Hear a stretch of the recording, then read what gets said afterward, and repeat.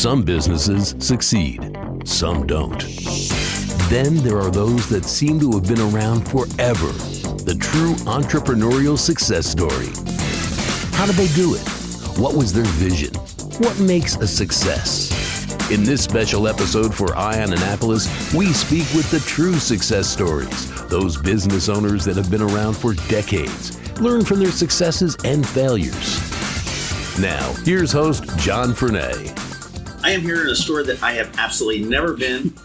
I may not ever be again, but I am here at Alamode Intimates, which is in the town center in Annapolis with Pattiy, Platt, and Rebecca Ulrich-Dodson. How are you guys? Oh, we're great. Thank you. And you guys are the owners, founders, and chief cooks and bottle washers of Alamode, right? We are, yes. We're half of it. We have a couple other partners, but we're half. Well, that's good. Now, the working half. So they're the ones that cash the check. Exactly, yeah, exactly. Well, Alamode has been around for an awful long time. This is part of our Legacy Business Series, and it's one of those businesses that's not really been on my radar because I'm a man and you're selling ladies' intimates. But you've always been around, it seems, as far as things. And that's what we're looking to do, is to talk to these businesses and find out, what they're all about, how they got here, and where they're going. So I guess the biggest question is, when and where and how did Alamode start? Whose idea was it? Was it one of your two ideas? Yeah, so it was mine, and I was actually getting ready to retire from my other life, and I was having drinks with my best friend, and I asked her if she'd love to go into business with me. And after a couple glasses of wine, we decided we were going to go into business together. And then we had to decide what we wanted to do, where we wanted to go.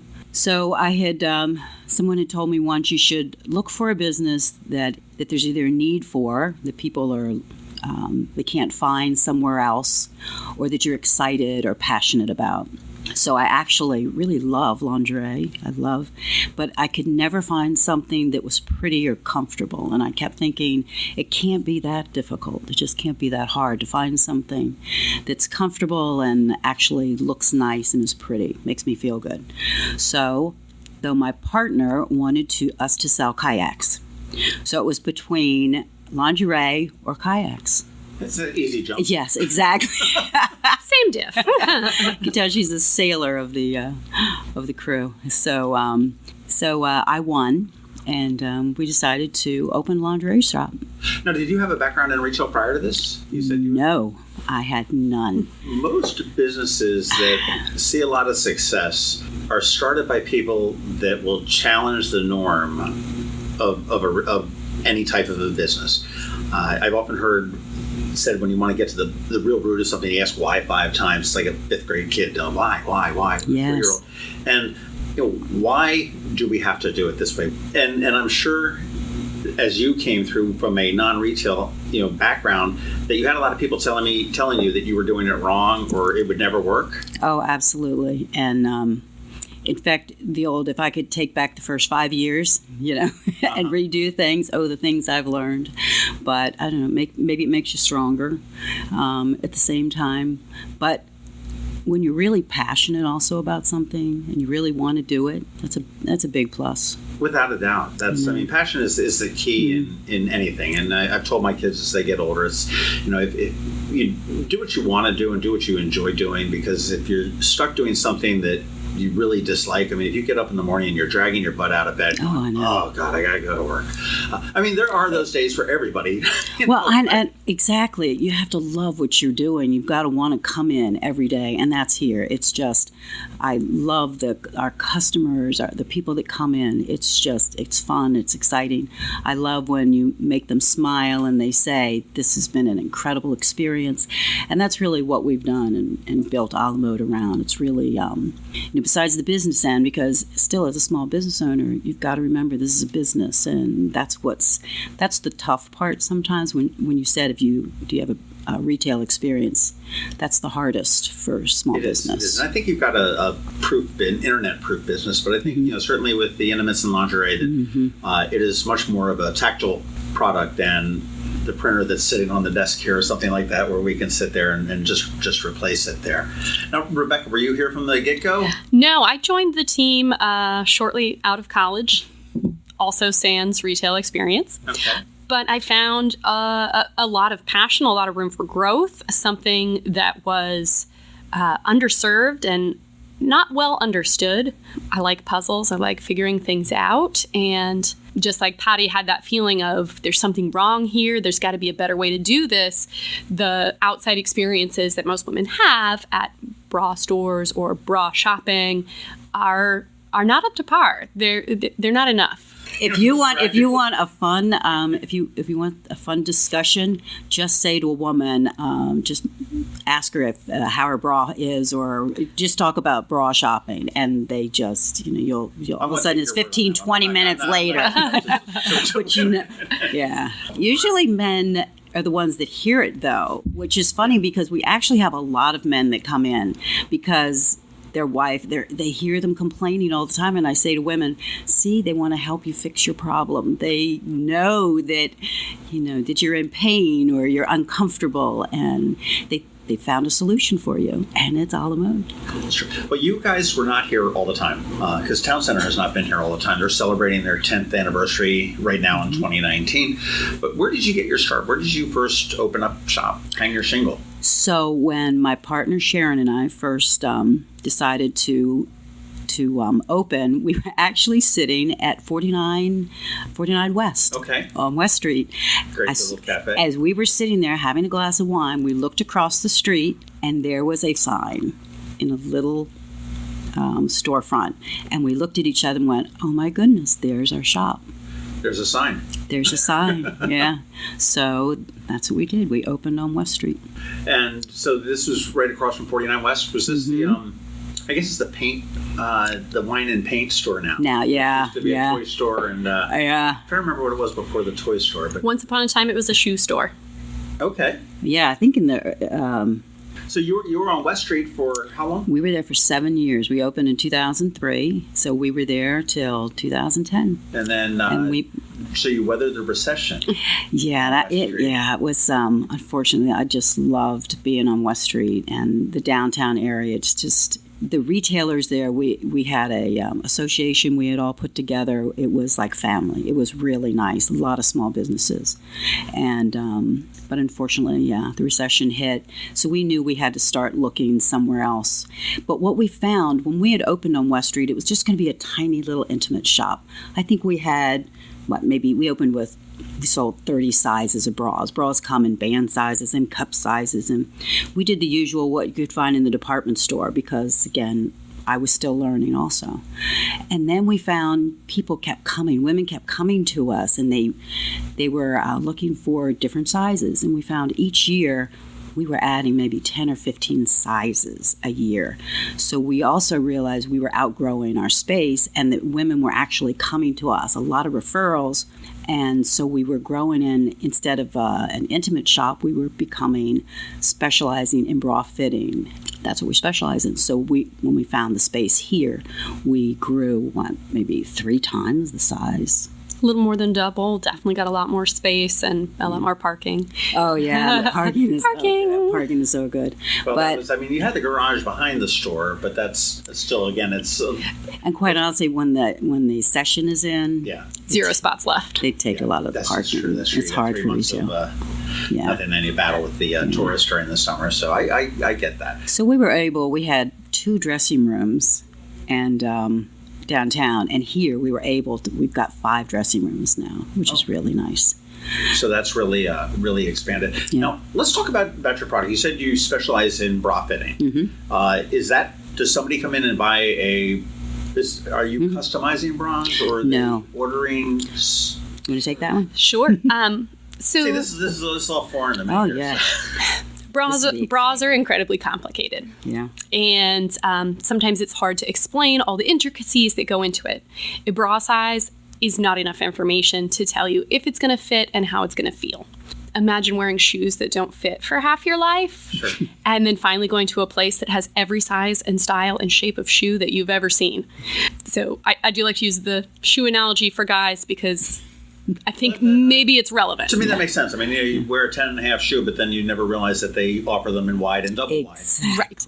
And it's way more complicated than even that, because then you've got heights and shapes and strap lengths and positions and band tension and all these other things. So we carry a lot of different brands, a lot of different styles, a lot of different sizes. We're up to about 180 different bra size combinations over about 20 different brands, and we work really hard with our staff to make sure that they understand what each and every one of those features, sizes, brands, what they're about, who they're for, and how they're going to help a woman feel comfortable. So this is for a woman that maybe say is very broad-shouldered, and it's for any woman, as opposed to somebody that may be very narrow-shouldered, or high chest or a waist, and all that. That all comes into play, I guess. All of those things and so much more. There is no such thing as the average woman. Right. Mm-hmm. And so bra sizes... It took me 53 years to figure and you know what's interesting? A lot of people think that they only need to come here if they can't find something in a department store, or they always come in and they think that they're a difficult fit, or they're not. Everyone's the same. It's just when you go to a department store, they're just going to have... They've got to work on turn and a certain amount. Sure. They can't carry 180 sizes, quite honestly. They can't. Their staff also can't be trained as my staff does. My staff here has to be certified in every brand, in every category that they're selling. I want a customer, when she comes in, that person that's helping them, because it's really it's individual service, really personal attention, that they're really helping that person find what fits and then what she likes. So we're not just saying you've got to buy this is what fits, but it's also giving her the choice, but to realize there's a choice out there and there's a size that fits her. She's not different, she's not unusual, and it's great. Department store is trained for cashiering. Yes, is what they exactly. are. And I get I used to, way back when I used to work retail, and I mean, I get the buyers are looking to say, okay, I'm going to buy 1,000 bras. And that's where their prices priced accordingly, and everything else, as opposed to, like you said, 80 different brands, 180 different sizes over about 40 bra brands, 40 brands. We actually we go to. There's trade shows specifically for intimates. Rebecca and I travel. We go to New York, but there's some in Vegas, different places that they'll go. We go twice a year. That's when we do our buying. We meet with vendors. We talk. We know exactly what we're looking for, what our customers are looking for. We're out there actually searching. Vendors will tell us what they've changed. I mean, we get into fabrics and in laces and what's new, which is amazing in fabric now. There's moisture wicking. There's fabrics that actually take shape. There's spacer foam, which is a really new technology in the bra world that is both foam but breathable. If we could go to NASA and build a bra, and some of the technology from NASA has floated down. There's memory foam in some of the bras. There's cooling technologies, as she mentioned. So finding a way to take all of those technological advances and finding the customer who needs those, or who's going to appreciate that benefit in her life, so that every day when she gets dressed, she feels great. That's the thing, is to realize that the lace doesn't have to be scratchy. The wire, so many women come in and go, I can't wear an underwire. And the reason is they're just wearing the wrong shape. If you're wearing a wire that's that's poking in the places it shouldn't be poking, right, because it's the wrong size, remember, you're in this item of clothing, this one little item, for 10, 12, 14 hours a day, every day. In fact, when people come home, you take shoes off, maybe changes, but you don't take that item. I mean, that item stays on for a long time, and it's supposed to also move with you, and it's supposed to. So it's really important. It's not just a little teeny piece of fabric. One's got a big job. It's meant to defy gravity. Well, and yet you're not supposed to know it's there. Who determines, I mean, okay, you look at fashion, just in general. Who determines the intimate styles, if you will, that come there? Is that driven by the retail end and you guys and what your customers are wanting and seeing? Or is this more of some manufacturers saying, hey, this is what we think is going to be in, or a combination? I would say it's actually completely the opposite. And what we work for very strongly is to understand what our customers want, to reflect the cultural values, the aesthetic values that they're requesting, that they're pushing, that they're looking for. Now, it's a community effort, there are magazines and media and all these things, but it's all a conversation back and forth between what is fashion, what is function, and what is currently appreciated as those things. It's interesting, but the vendors do come back to us. They're actually excellent. Some of these vendors and brands we work on, they do an incredible job, especially those that have their kind of sort of a mom and pop shop themselves, which we really love dealing with. But they do ask us what's out there. And each year there's something a little bit different. Maybe bralettes are in. Maybe there's more comfort. People are looking for more leisure wear. Maybe people are looking for more strapless. There's different things. And so they do come back. And it takes, though, each manufacturer a long time, usually more than a year, as they're developing, because they've got to go through design and then they go back and forth and testing. So it's usually takes a while. There's a sort of an ongoing dialogue between our customers and us and the manufacturers and the suppliers and the materials and so forth. Back and forth there. Yeah. Would you say your ideal customer is any woman that has come home at the end of the day's work and said, "Oh my God, this bra hurts"? Absolutely. Absolutely. Absolutely. And you could be any size, and that's what's, we have people in here, is it like they could be in their 70s and have never had a bra fitting, and they go, "Oh my, why haven't I done this before?" It's so nice. We've gotten hugs. We've gotten tears. We've gotten, this is the best experience. We get a lot of referrals just for that reason. It sounds like the business is built off of referrals. And, yes. And you had mentioned a lot of hugs and tears, but you guys are not just about making the cash registers ring, about getting the product out the door, which is, I could tell as I was walking in, you had somebody working with somebody to, obviously find the product. But yes. You guys are really looking out for women. You've got a bra recycling program, for lack of a better words. Yeah, so twice a year, we incentivize our clients to clean out their drawers and get rid of anything that they're not wearing, that they're not loving, or that's just worn out. Bras don't last forever. So during the month of January and the month of October, they can bring in their bra and get $5 off a replacement. And it doesn't even have to be a bra purchase from us. Bras that still have life. We get a lot of things that, she wore it once, threw it in the drawer because she hated it.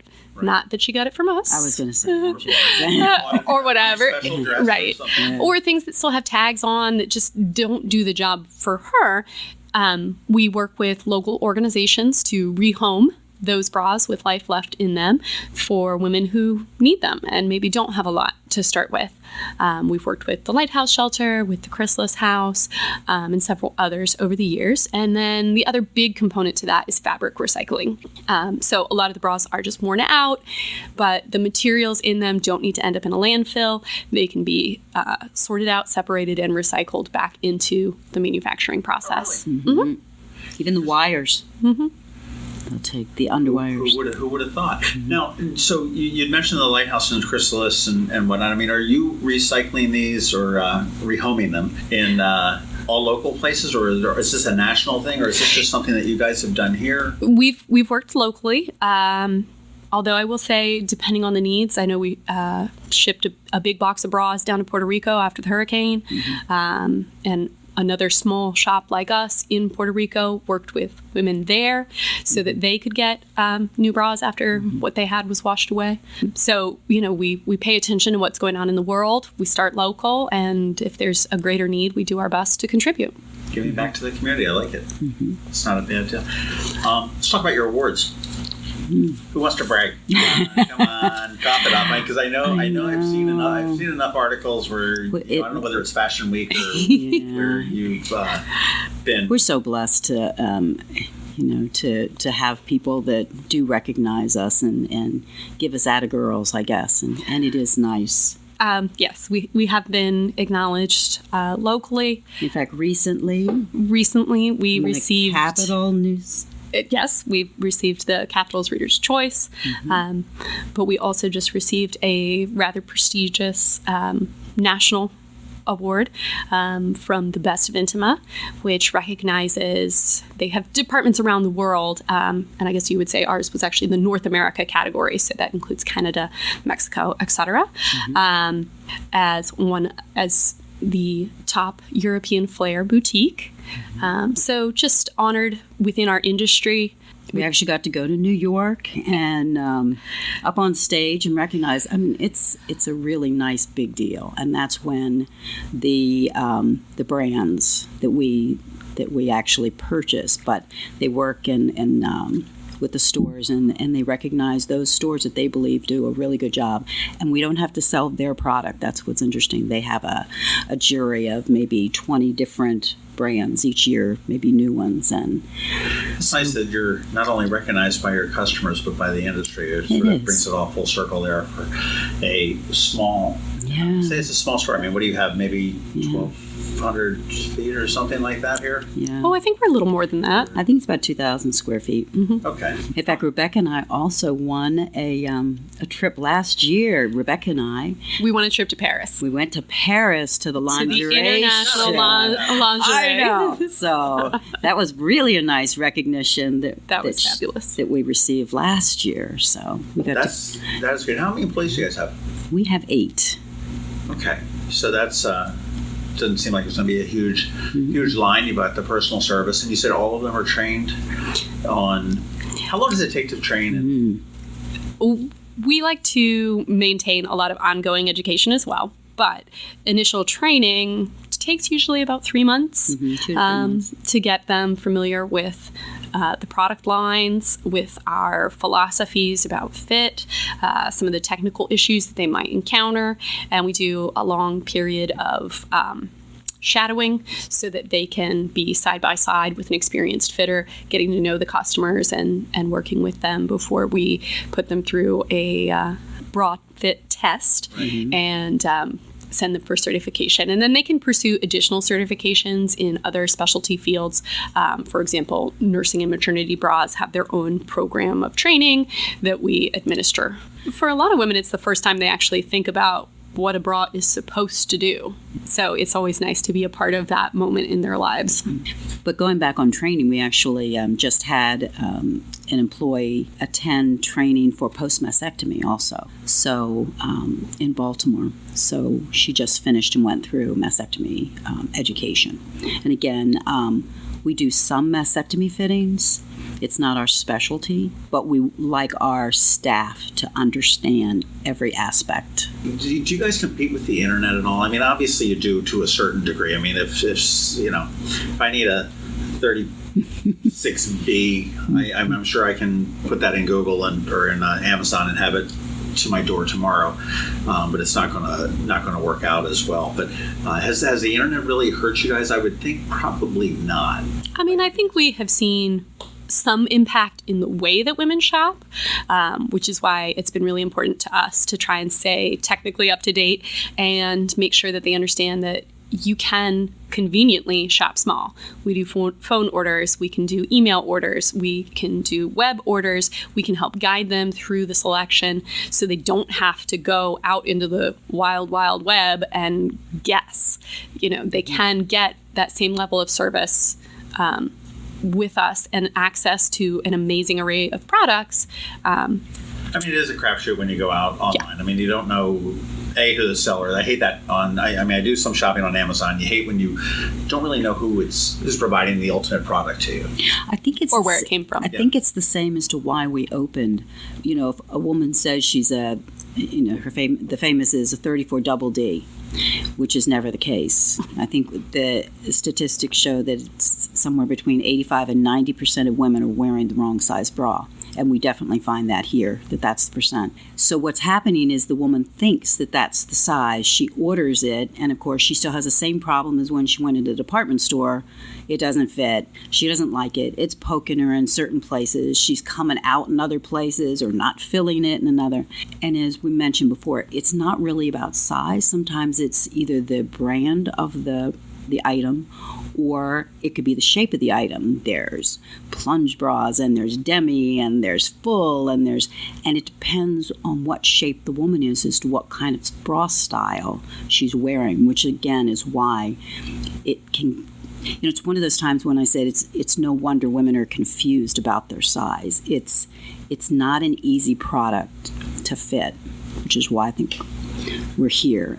Right. We do it really well. Assuming that you guys they all say don't make assumptions, but I'm assuming you make customer profiles as far as, so I mean, if a woman comes in and has, been fitted properly and absolutely falls in love with whatever bra she ultimately selects, that's something that if she needs another one that she could call up, or as Rebecca said, email, or maybe even go online and say, okay, I think that's another one of those. Yeah, I think that's what we really do well. We keep their information in, and it's not just their size; it's what styles that they've done. So if somebody comes in, like a significant other, and wants to get her an item or a gift or a birthday present or anniversary present, we can go in and take a look at what she's purchased, so we can make sure to help that person get her the thing that's actually going to fit and won't get them in trouble. So, and she can do wish lists, so we'll know. I mean, there's some women that don't like certain colors. There's some that don't like,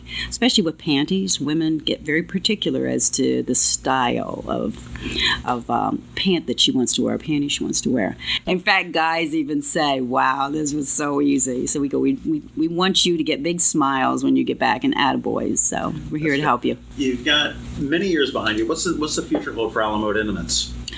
Exciting. So we just... You finally get into the kayak business? I know. I think kayaks, what is it, Rebecca, 2 sizes, 3 colors? 2 sizes, 3 colors. Yeah, we should have done that, but... Would have been way easier.